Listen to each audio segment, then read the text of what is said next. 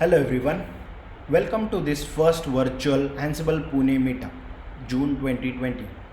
So today we will see about Ansible collection in my talk, Ansible collections scaling for the future. So first of all, let me introduce myself. My name is Abhijit Kasurde and I am a senior software engineer in Ansible content team. So let's get started. So this is the agenda for today's talk. So first we'll see what changes are happening in Ansible project, why those changes are required. Then we'll see the introduction to collection. Then we'll see what problem does collection solves. Then we'll see how you can use your existing collection, and then laterwards we'll see how you can build your own collection.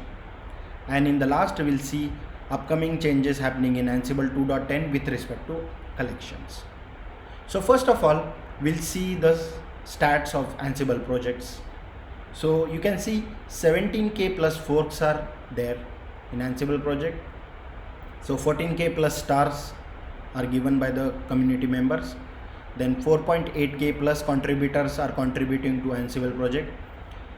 46k plus commits are there in Ansible project, and nearly 3500 modules are currently present in Ansible project, which provides out of the box functionality to any automation in your environment.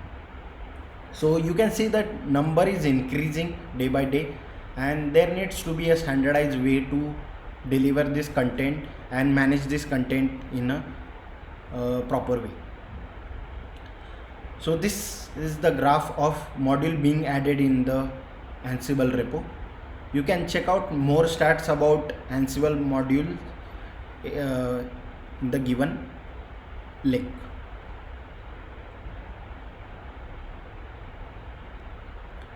So let me introduce Ansible collection. So what is Ansible collection?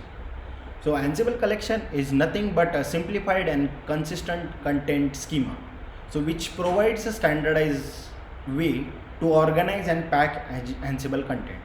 So when I say Ansible content can be playbooks, roles, plugins, modules, documentation and tests. So there needs to be a way to deliver this content in a atomic way to the customers or the users. So Ansible collection solves this problem. So what are the advantages of Ansible collection? So first of all, it is portable and flexible to deliver.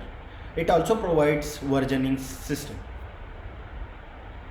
So in upcoming slides we'll see more about collections. So what is inside the Ansible collection? So if you see on the right hand side, there are playbooks, modules, roles, documentation, tests related to your plugins or modules or your roles, plus you can have plugins. So plugin can be callback plugin, connection plugins, inventory plugins, like that, and this is combined together with collection, and the metadata is stored inside a file called as galaxy.yaml. So galaxy.yaml is a special file located in Ansible collection which provides the metadata about your collection. So we'll see in detail about this file in upcoming slides. So what is the use of Ansible collection? So it provides a well-defined directory structure to standardize your Ansible content. Then it also provides documentation directory for your Ansible content, which is very similar to Ansible project documentation. There are changes in the Ansible Galaxy command which allows you to create your own collection, install them and build them. We'll see in upcoming slides that how you can create your own collection. So let's get ahead. So this is the directory structure of Ansible collection. So first directory you will see over here is docs directory. So this directory contains a local documentation about your collection. So you can put different collection related documentation in this directory. Then there is a file called as galaxy.yaml, which is a metadata about your collection. So it contains version, the namespaces, then various details, licensing, then various details related to build, etc. Then there is a directory called as playbooks. So this directory contains playbooks with which you can invoke the collection, and we'll see in the demo that how you can use this directory or to run your playbooks from the collection itself. Then there is a very important directory called as plugin. So this directory plugin contains all the plugins plus modules in their own subdirectories. So plugins directory is searched by Ansible core engine to find out about the modules present in the Ansible collection. So this plugin directory contains modules, module utils, lookup, then filters and connections. So modules directory contains all the Ansible modules which are available in the Ansible collection. Then module util directory contains a utility code for the modules to be used by, and the plugins common code that plugins and modules uses. Then you can find lookup plugins in the lookups directory, filters in filter directory, and connection related plugins in connection directory. Then there is a directory called as roles, which is in the same level of plugins and playbook, that is called as roles. So this directory contains existing roles or new roles which are relying on this collection. We'll see the demo how you can create your own roles inside Ansible collection. Then you can, like I said, you can write tests for your collection or the Ansible content inside your collection in this directory and test using your infrastructure. So each Ansible collection is denoted by fully qualified collection name. So you can imagine there are several pieces into naming namespaces in Ansible collection. So first is namespace of the collection. So in this example, I am using this collection in my environment, which is called as myorg.mycollection, and it contains a module called as ping. So first, myorg is nothing but a collection namespace. Inside this namespace, I can have n number of collections, and so here I have my collection as the name of the collection, and inside this I have a module called as ping. So you can imagine at each level of collection namespaces you can have n number of objects. So you can have n number of namespaces, you can have n number of collections, you can have n number of plugins. So namespacing will solve a lot of problems in Ansible namespaces. So we'll see that how it will solve a lot of problems in the upcoming slides. So for now, just imagine fully qualified collection name is a combination of collection namespace, name of the collection, and the name of the module.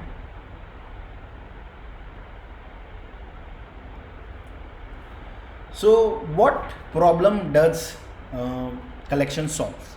So first of all, in the right hand corner you see that this is the current model of Ansible collection before 2.9 or 2.9 release. So we used to have release cycle of 3 to 6 months.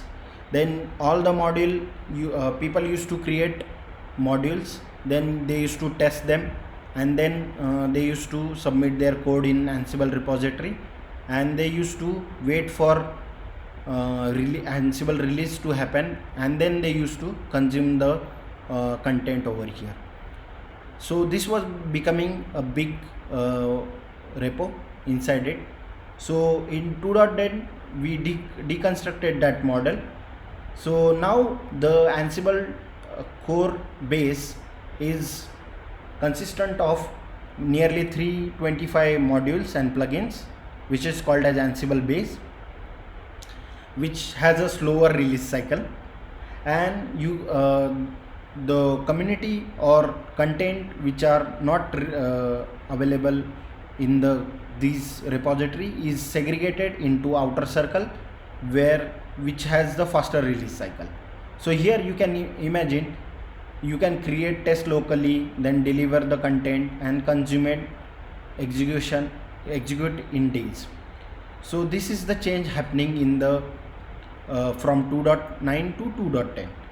So, and there are two major changes, like Ansible base is the bare minimum modules and plugins, and with the introduction of Ansible collections, you can have this release early, release often kind of cycle in your environment. Now we'll see, like I said in the previous slides, there is a fully qualified collection namespaces. So how that come into picture? So first of all, let me introduce a problem called as namespace collision. So in tradition Ansible, we have global flat plugin namespaces. So let's assume that there are two roles, role 1 and role 2. They distribute a module called as my module. Okay.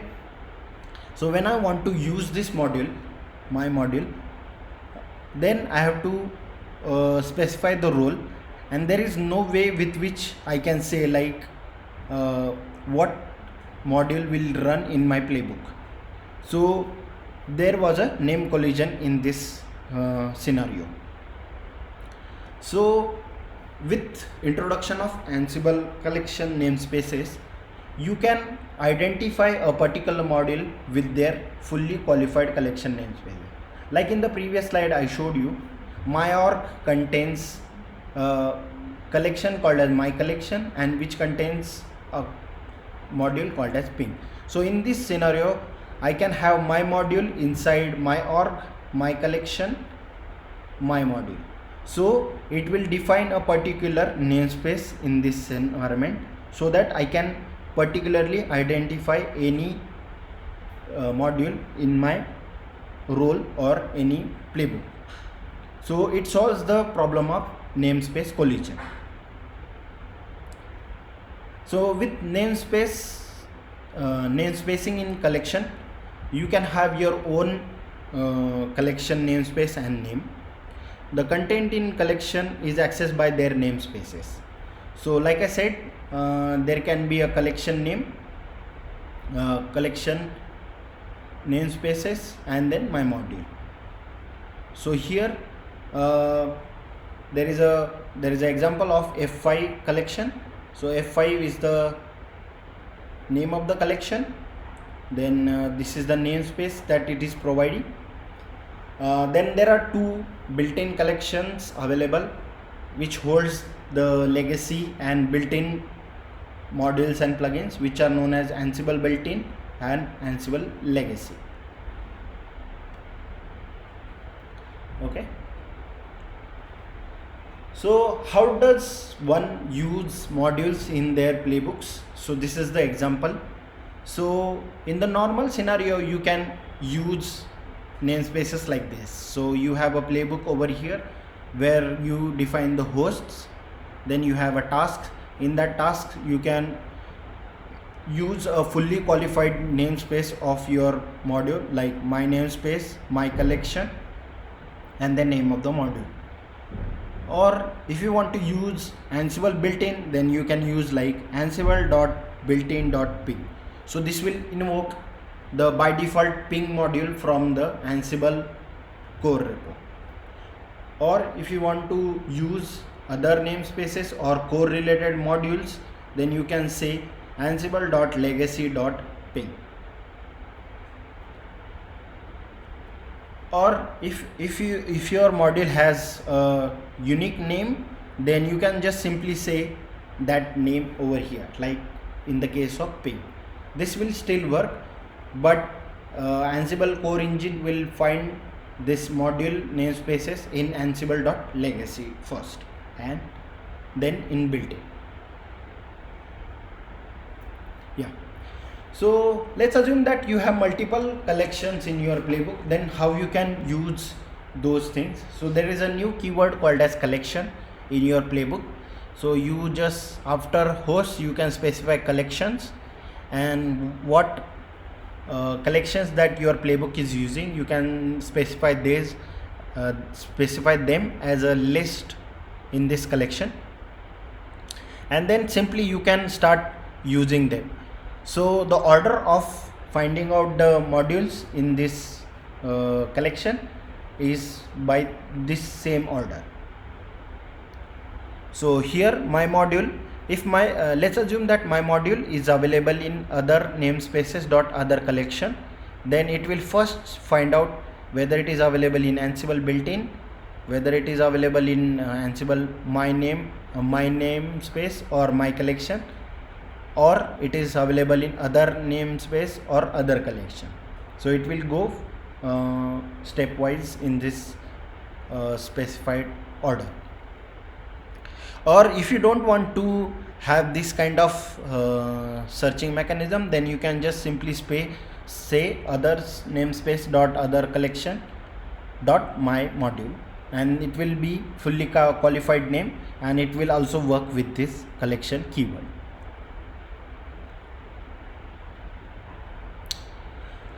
Yeah. So there is another problem of sharing the code between your plugins and your modules. So if you imagine, if you have like common code between your plugins and modules, then in the roles there is no facility to share this code among your plugins and modules. So you have to write the same code in two different locations while using the role. But with the introduction of collection, you can put the common code into module util directory, and both plugins and modules can use that same code. So you don't have to repeat yourself over there. So like in this image, you can see that each plugin is having its own code, and module util is only used by the modules. But in case of collection, there is a standard one directory called as plugins, and inside that everything is available, and module utils are shared by every plugins available in this plugin directory, like action plugins, connection plugin, filter plugins, and modules use the same module util code, and you don't have to repeat anything over here. So Ansible collection solves this problem of code sharing as well. So how this code sharing works? So this is one example of Ansible collection. This is a Cisco IOS collection.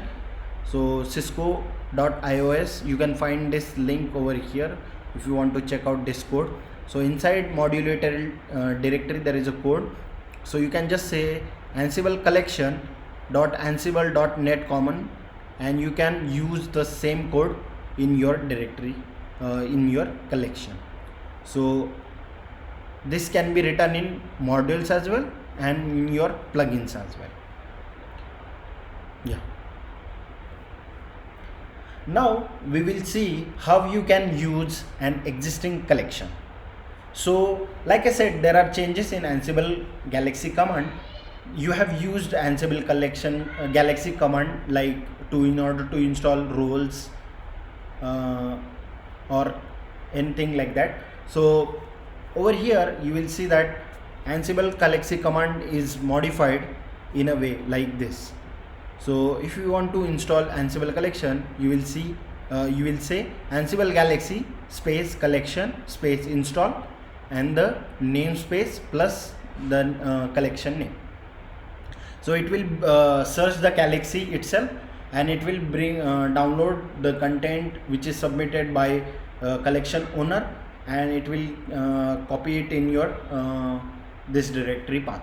So by default Ansible collections are located in this directory path. So in home directory there is a directory called as .ansible/collection/ansible collections. So downloaded content will be located over here. You can also specify your own collection path. So this can be very helpful while you are developing your own content using collections. So the Git repository and the collection path will be same, and you can easily test the collection with the custom path. Now you can use this collection like this. So either you can use fully qualified name, or you can just use the collection keyword and then specify the name of the module. So first is the namespace, then the collection name and the module name. So in this case, F5 network is the namespace, F5 modules is the collection name, and big IP or device info is the module name. Okay. So this is how the playbook will look like. If I want to use big IP device info from F5 networks, which is available in F5 collection, then I will be using like this. So in the task, I will just simply specify this thing, and everything rest will be as it is. There is no other change in your playbook apart from this. Either you can use collection keyword in the top, or you can use the fully qualified collection name like this in this example. Now we'll see how you can create your own collection. So I have created one demo for you. I will be submitting this code in GitHub, so you can check out this code and you can experiment it with this thing. So first of all, like I said, I have exported a environment variable called as Ansible collection path, which will set my Ansible collection path from home.ansible/collection/Ansible_collection to this path. So I have a custom directory called as Ansible collection demo/collection. So I have exported this variable and I am inside this directory. Okay. So you will notice that there is a directory called as collection, and inside this directory there is another directory called as Ansible collection. So this denotes my Ansible collection path. So this is very similar to what we have by default. Instead of having under my home directory, I have just created it under the root directory. Okay. So you can create Ansible collection using Ansible Galaxy command. So right now I am using 2.10. So Ansible collection is supported from 2.9 and onwards. So I am using Ansible 2.10 here. So we can create Ansible collection. So I have created one collection already called as Acme Power. So Acme is the namespace and Power is the collection name. And we'll see how you can use them in a subsequent demo. So you can create your own collection like this: Ansible Galaxy collection init and the name of the collection and namespace. So let's assume that I want to create xyz dot my collection. So it will create a collection inside this directory. If I do ls, you will notice that one directory has been created for me. So like I said in the previous slide, Ansible Galaxy command will take care of creating a skeleton directory for your collection, which will hold these kind of directory structure. So first of all, it will contain a readme file, which is a bare minimum readme file about your collection.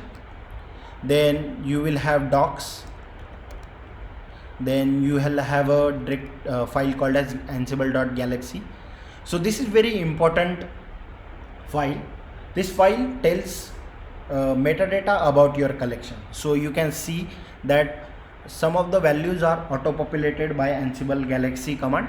So you can see that namespace is defined like XYZ, then the name of the collection is defined over here. Everything is already documented, so you don't have to take care of that. So it provides you a standardized way of providing the metadata over here. So you can also specify the version, then you can specify what kind of readme people should read once they download the Ansible content from your Ansible collection. Then it notifies who contributed to this code. Then it provides a short description of your collection, then licensing used, licensing file, then tags can be like, if your collection is related to database, you can have tags like Oracle, MySQL, database, relational, something like that. So people will be able to search or index your collection according to their functionality or the use that collection is providing. Then you can also have dependency for your collection. So like for example, if your collection is dependent upon Ansible built-in or Ansible legacy or any other collection which is available in the Galaxy itself, you can specify that dependency over here, and Ansible Galaxy command will make sure that these dependencies are being resolved by Ansible Galaxy collection install command. You can also specify the repository name, then you can specify the documentation URL so that people can check out your documentation about this collection. You can specify the home page, issues related, and the last one is like build ignore. So while you are building your Ansible collection, you can ignore certain set of files like .get or .pyc files or .retry files or your credentials or secrets that you are holding in your Ansible collection. So galaxy.yaml is nothing but a metadata about your collection. So like I said, there is a very important directory called as plugin. So this directory holds modules, module utils, and the other plugins which are shipped by the Ansible collection. Right now we created this collection from scratch, so that is why there is nothing inside this directory structure, but you can create it on your own as per your requirement. Then you can create roles inside this role directory. So this is the basic information about the collection. Now we'll see how you can use this collection in your environment. So I have already created some example for you. So this is my namespace Acme, and inside this I have a collection called as power. So this is a demo collection. It contains one module inside plugin directory called as modules, and the name of the module is myprint. So this is very generic module which does only printing of hello world from Ansible Acme power collection. So it prints only one line, it does not take any parameter, it does not take anything, and it does not have any documentation example or written. But this is just for sake of simplicity, because we are trying to understand how collection content is used in the roles or playbooks. So that's why I have created a single module over here. So let's assume that I want to use this collection. So I'll do what?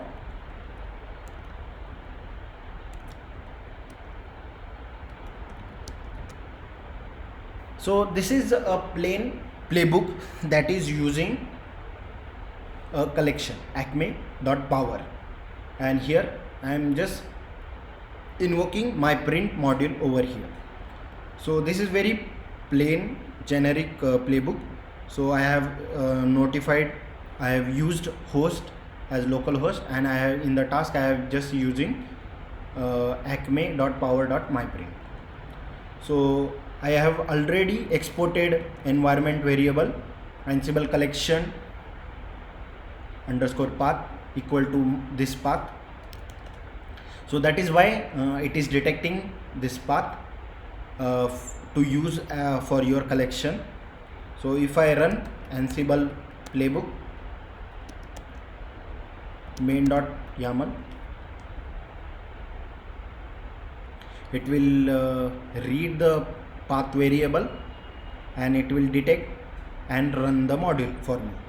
So if you notice over here, it ran that task, simple task over here, and it is just returning one statement, hello world from Ansible Acme Power collection, which is written in that myprint module. Okay, so if you run it in verbose mode, you will see lot of details about how it is working behind the scene.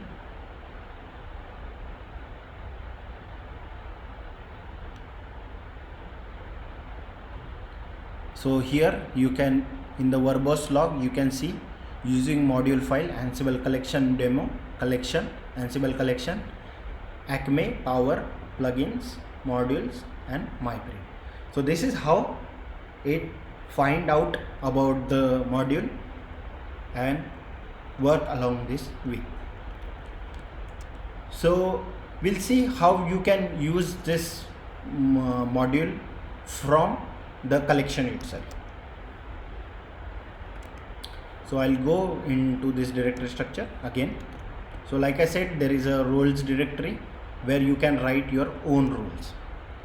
So for the example, I have written one role called as my role, and in this my role I have a simple task called as Acme Power myprint, which was available in that previous playbook itself. So here in this roles directory, I have only one role called as my roles, and I'll run this playbook from the collection itself using a plain playbook called as playbook.yaml. You don't need to rename, you don't need to name it as playbook. You can name it as anything as long as it is available and findable. You can run it using Ansible command. So here I am just using the legacy syntax of running roles. So I am here just specifying roles and telling Ansible core engine to run my role from here.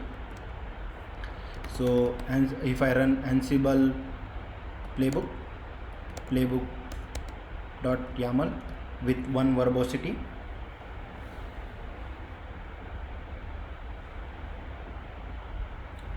so here you will see that it will give you warning stating that running playbook inside a collection acme.power, which is the current directory structure and which is the correct correction. As and when the collection name changes, this will change, and it is using this role acme.power.myrole, and it is using this module called acme.power.myprint, and it is simply returning this hello world example from this print statement. So you can imagine that you can use different ways to run your namespace Ansible collection from within the roles, using the within the collection using roles, and without using the collection directory. Yeah. So let's get back to the presentation itself. So you can also build your Ansible collection in order to create a tarball file. So here you can specify this command Ansible Galaxy collection build, and from the inside directory, if you run it, it will create your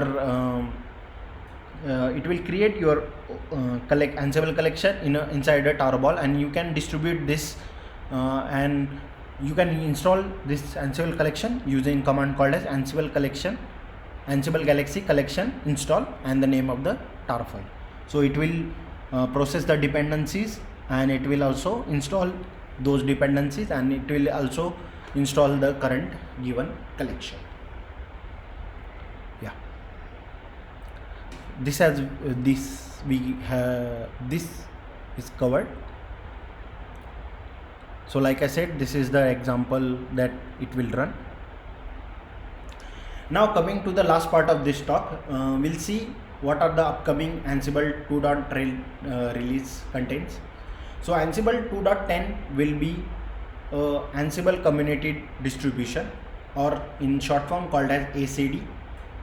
So which will have Ansible base as a core engine and Ansible collection as a content. So this content is basically content moved from the Ansible core repository into a logical collection called as Ansible collection. So which will contain Ansible POSIX, Community General, and some other required collection from their Ansible repository. All playbooks and artifacts that worked in Ansible 2.10 will continue to work without any change in the 2.10. So it is backward compatible, so you don't have to change anything, so everything will work as it was working in 2.9. The only major change you will have to take is like while using the newer Ansible collection content, you have to specify the namespaces, otherwise it will try to find it under the Ansible collection namespaces. Ansible base will have routing file that will route everything under the modules and plugins.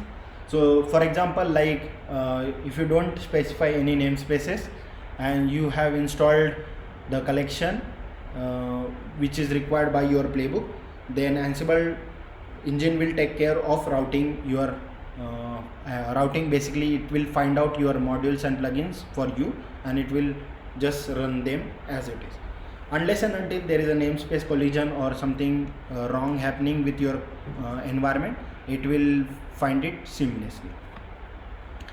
Then after any new content is added in post 2.9 release, will be fully it should be fully qualified collection name, and it should be called with the fully qualified collection name within your playbooks or rules, like we did in the last demo. So this is all about the changes that are happening in Ansible 2.10. So thank you for listening this talk. You can find my GitHub ID and IRC ID over here. Thank you.